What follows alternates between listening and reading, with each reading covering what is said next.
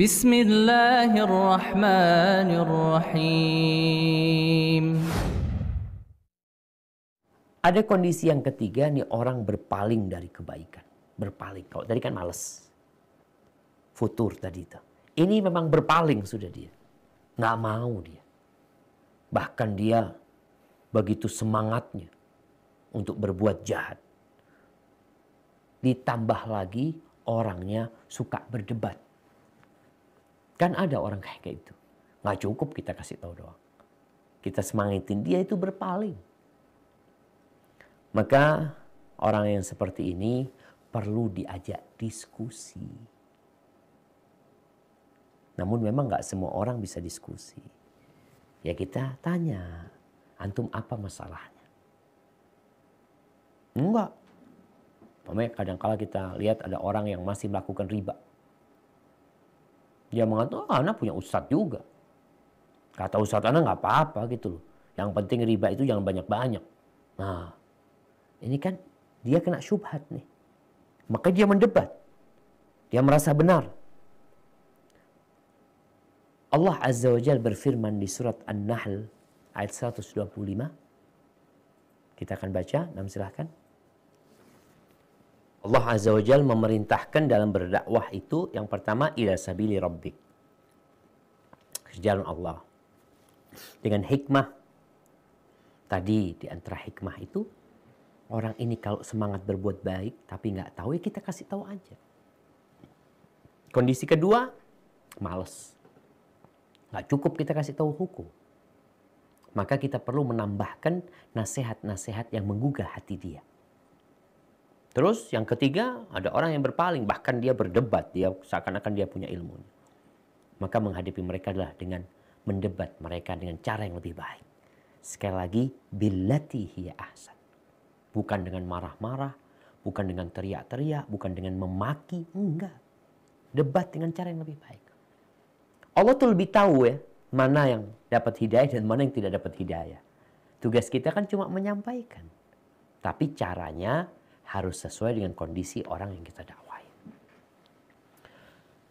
Karena ada orang-orang yang berpikir dakwah ini yang penting menegakkan hujjah. Ana sudah sampaikan kepada dia. Dia udah tahu hukumnya. Mau ikut nggak ikut urusan dia. Tugas ana udah selesai. Di sini kita sekarang akan berbicara tentang hak-hak orang yang kita dakwah. Syekh mengatakan al-mabhatsu tsalits huququl mad'u. Hak-hak objek dakwah. Ketika engkau belajar, sekarang ini kita belajar nih. Karena kita akan ditanya nanti, kenapa engkau tidak kasihkan hak dia? Itu hak dia gitu. Hak yang pertama nih. Beliau mengatakan ayyu'tal mad'u wa yud'a haitsu kana. Jadi termasuk hak dia, dia itu didatangi dan diseru dimanapun dia berada. Itu hak dia. Sehingga seorang pendakwah, juru dakwah itu perlu keluar dari rumahnya. Perlu berangkat ke tempat-tempat manusia. Di situ dia mendakwain mereka. Nggak boleh dia duduk nungguin doang. Kalau datang ana dakwain, nggak datang ya suruh siapa dia nggak mau datang. Itu hak dia yang kau datangin dia.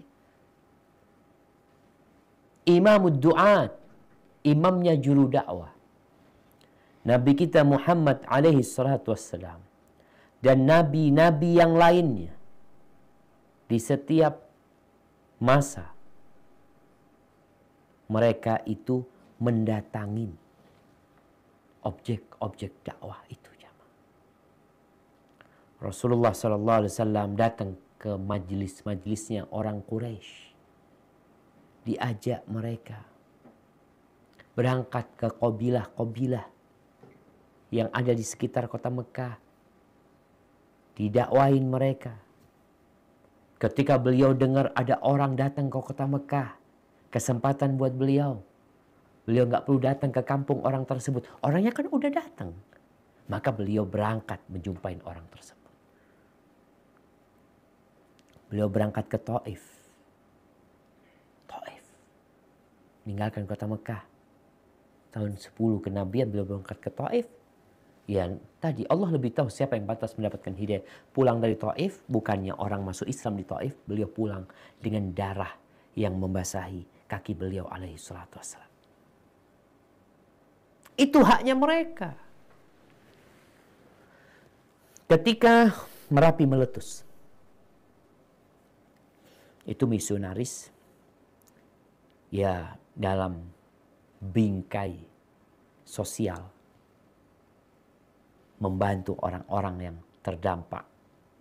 Mereka datang bersama pendeta-pendeta mereka, bersama santri-santri mereka. Jumlah mereka ada 300 orang.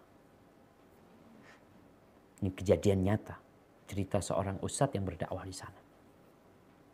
Lalu ada ustadz yang bawa 2 muridnya ke sana, mendatangin orang-orang itu untuk didakwain, bukan hanya dikasih uang, dikasih bantuan sosial, tapi perlu dikasih bantuan rohani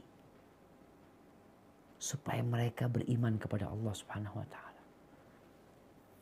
Akhirnya ini ustadz bawa muridnya 2, yang mereka bawa 300 orang. Lalu sang ustadz datang ke salah satu pesantren yang di dekat sana. Ngomonglah sama pengasuh pesantren, "Bapak, kenapa nih ustadz-ustadznya, murid-murid seniornya kok nggak dikirim ya untuk membantu saudara-saudara kita di sana sambil mendakwain mereka?" Jawaban ini pengasuh pesantren mengatakan, "Oh, mereka suruh ke sini." Ingat jamaah, ada perbedaan yang perlu diperhatikan. Ada pendakwah, ada guru. Kalau dia sebagai seorang guru, muallim, dan dia itu mengajar murid-muridnya, maka yang datang itu murid-muridnya ke gurunya. Kenapa? Karena murid-murid itu memang mau belajar. Contohnya kita di STDI Jember. Datang dari Papua, datang dari Aceh, datang dari Sulawesi, bahkan datang dari Thailand, dari Kamboja, datang dari Malaysia. Datang tuh untuk menuntut ilmu. Karena mereka memang sedang, namanya sudah muta'allim, orang mau belajar, datang. Makanya ilmu itu didatengin. Tapi tatkala bicara dakwah, tuh orang-orang belum tertarik sama Islam. Gimana ditunggu kedatangan mereka? Tuh orang-orang belum tertarik sama sunnah. Gimana kita cuma duduk menanti supaya mereka datang ke sini? Nggak seperti itu. Maka termasuk hak orang yang kita dakwain adalah didatangi mereka. Walhamdulillah sekarang ada pesantren-pesantren, ada lembaga-lembaga yang tahu dengan hak mereka. Sehingga anak-anak itu setelah lulus dikirim. Berangkat engkau ke pedalaman Kalimantan. Berangkat engkau ke Papua. Berangkat engkau ke Sulawesi. Berangkat. Diutus. Dan itu yang dilakukan Nabi SAW.